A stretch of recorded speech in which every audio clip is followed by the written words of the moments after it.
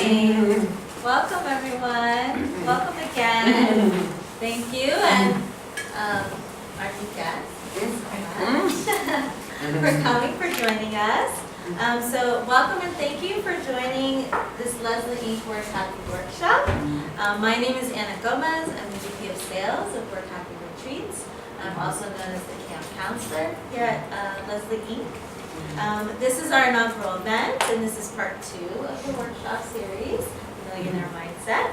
And we're very excited to have this event. I think this is going to be really popular. Absolutely. Leslie Inc., the team, and I, we produce custom Work Happy workshops and retreats for organizations, large ones and small ones, to kind of create. Our goal is a happy business culture. Our future in influencing these industries and customers to create creative, confident, connected, and conscious style of leadership, which we call the 4 C's. Leslie has spent over 10 years, over a decade of coaching business executives from all scales of life, and she's going to share their stories with you.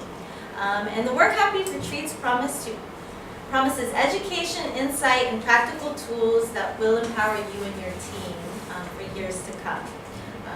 We try to cultivate an industry and an environment of happiness and powerful and empowering tools for everyone. So it is my pleasure and honor to introduce Leslie, Chief Happiness Officer and founder of Leslie. Yes, thank Alrighty, thank you so much for joining me today. You know, this lecture is the very first one I'm ever going to get. The reason why is because I recently discovered. You ever watch The Secret? And she's like, I discovered it, but it was like 1,000-year-old. You know, she discovered something really old, but it's new to her. It's kind of new to me. The reason why it's so important for the Millionaire Mindset is we're going into 2018, and we want to go into it with a mindset of abundance. And I notice over all these years that we have a relationship with money. And with that relationship with money, it comes with baggage. And we've picked it up along the way, and we're carrying it and weighs us down. And the whole goal of today is to change your relationship with money and to set you free to experience whatever abundance means to you. Because abundance for me might be different for you or you and you. So I want to help you tune into what does abundance mean for you and to help you find and create a solution to get there on the fast track. So forget everything you've ever learned about money, because today I'm going to teach you something completely different, and we're going to have a lot of fun. So, do we have my pen? So when we do here, I want you to write down the very first thing you think about when you think money. Just write it down. What's the first thing I think about when I think about money? Very first thought. Intuitively just write it down. Even if it makes absolutely 0 sense, write it down. Great. I'm going to ask you a little bit about that later. The reason why I ask you, what is your very first thought when you think of money, is because that thought creates a sequence of events. We don't realize that the sequence of events is deeply tied to our habitual notions and attitudes around money and life. So you think your first thought.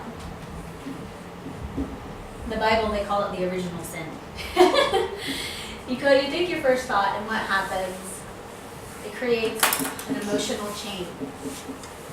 And that feeling then creates choice after choice after choice. And we find ourselves, after this first thought, going, God, why do I keep making the same decisions? Why do I keep going through the same motions? And even though on the top of my head, I want more money, more financial security, more offerings, more business deals, I keep finding myself in the same things over and over again. What I discovered quite recently, and I wrote a book on it, and I call it The Money Formula, is that if you can change the connection between this first thought, Anna, can you move please?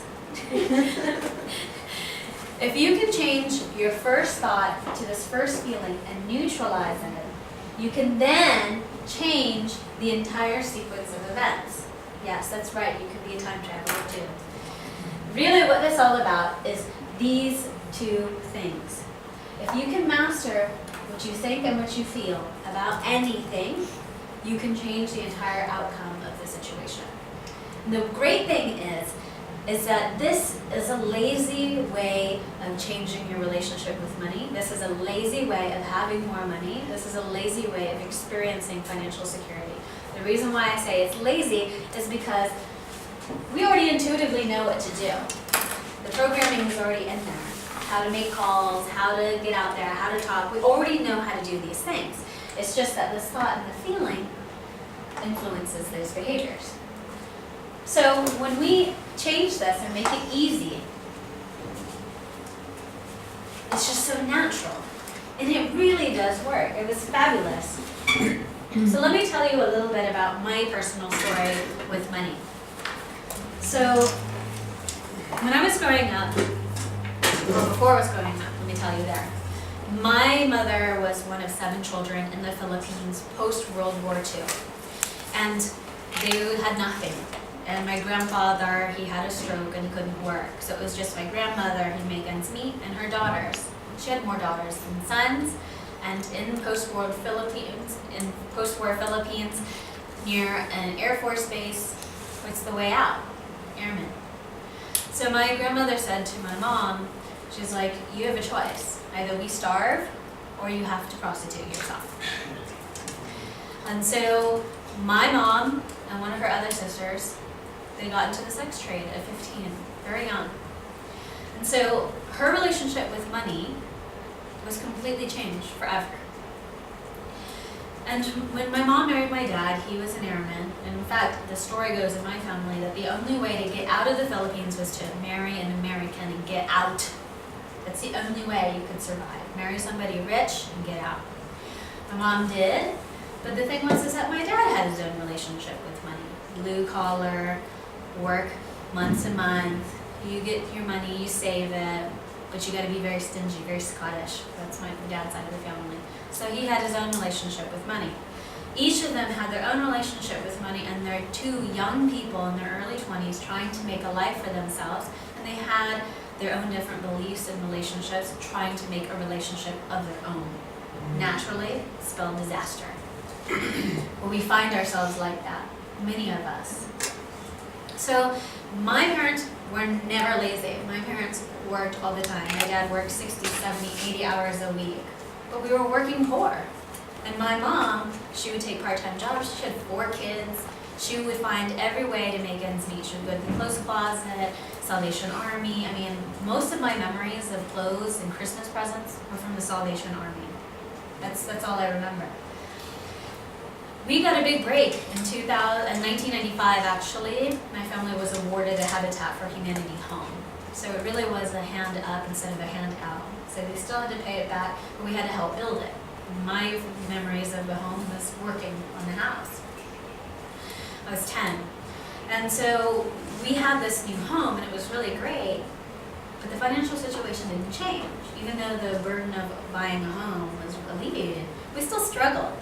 And it continued, and it continued, and it continued. I learned a lot of beliefs from my parents. My parents are not bad people. They're good people. They were hard workers. They're honest. But for some odd reason, they can't get ahead. There's a problem with that. There's 99% of us on the planet that are honest, that are hardworking, that want to help, and we can't get ahead. There's a problem with that. So I was dealing with my own stuff and realizing in my marriage, as I had mentioned earlier, that I married a guy who makes 6 figures, right? Makes good money, super nice, always had what we wanted. We have 2 homes. Like, we have everything that you could possibly ask for. A car that's paid off, no problem. But for some odd reason, he and I could never feel at peace with money. And I noticed with my executive clients, I would have clients have $3 million bonus checks. They would get $200,000 bonuses, no problem. Make $1 million a year, no problem. but they still felt emotionally stressed with money. So money's not the answer. And not having no money is not the answer either, right? So how did that work? And I was so tired of carrying this energy inside of me. Every time I would go pay, I had more than enough money in my bank account, but I would slide that card and I would feel bad instantly. I would think, oh, here we go. I'm spending money and I feel bad. Even though consciously there's more than enough money. It's always coming in. But there's a difference between the conscious mind and the subconscious mind, which all this programming is in. And so what we want to do is to change that chain of event. And I swear to you guys today, when I discovered this, it changed my life. So the reason why I wanted to do this was because of this struggle. And it was so important for me to learn and to understand. And so I prayed to God and I said, please give me an easy, fast way to help people change their relationship with money. Just show it to me. And so one day, I was shopping. I thought that first thought, oh God, I don't have enough. And I felt awful. And then I was thinking, okay, I've done this work before. Let me go into it. So I went into the feeling and I began to go, where did I get this from? And when I learned where I got these feelings from, what was happening, what roles, where did this go, I realized my money formula. And remember, everybody's money formula is completely different. Yours is going to be different, yours is going to be different, everybody on this planet will be different. That's the reason why you could work your butt off at a microchip factory and you will never have enough money. But for some odd reason, Bill Gates does, right? So it's not a question of effort and hard work. It's a question of how do you feel and what's your relationship. So what we're going to do is completely change that today. So I had this idea and it worked. And I tested it out on my friends and my clients. And every single time in 15 minutes, 7 steps, it worked. So much so that I was so inspired, and one day I wrote an entire book called Money Formula. I was like, I had to, and now I need it published. This thing actually changes everything. So I did it with my husband, I did it with my best friend Anna, I did it with everybody, and it worked. And I did it with couples too, because I wanted to see if I could do it with the couples to realize what were the blocks, and it does work. So I want you guys to think about something for me. We are constantly distracting ourselves from wealth. Even the most hardworking person, focused business person is constantly distracting themselves from wealth. I did it for years. Absolutely. The reason why is instead of thinking about wealth, I was thinking of other things. Getting more clients,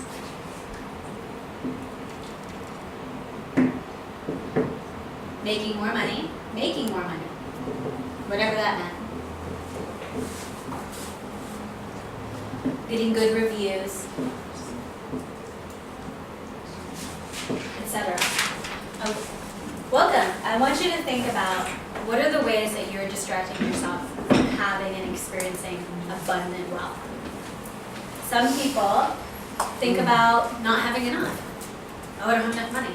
I don't have enough money. Well, if you put your mind on that, of course. Why? Because we said earlier that your brain can only think of one thing at one time. So if you're creating one wavelength and you're going like, yeah, I got money, well, that's great. But then you're going like, oh my God, I don't have enough money, I don't have enough money, I don't have enough money. What are you saying to yourself?